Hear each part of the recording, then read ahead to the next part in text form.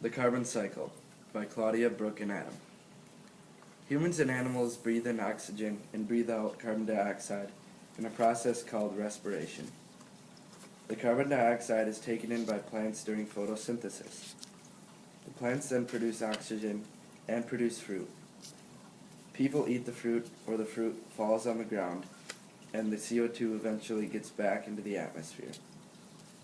When we cut trees down or when they fall down, people either use the firewood, which produces CO2 that goes into the atmosphere during combustion, or the plants go underground and go through pressure and heating, which produces oil and other fuels.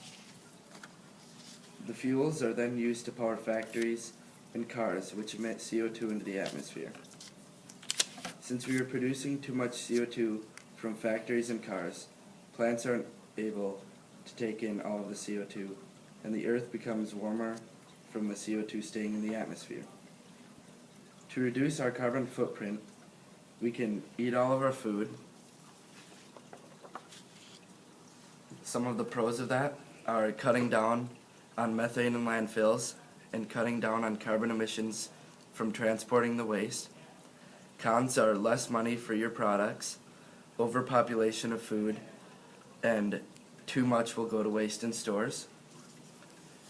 We can plant more trees.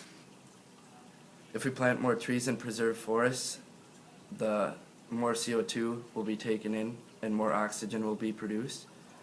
Some pros of this are take in CO2 and produce more oxygen, provides homes for animals, and if you plant a tree you save money.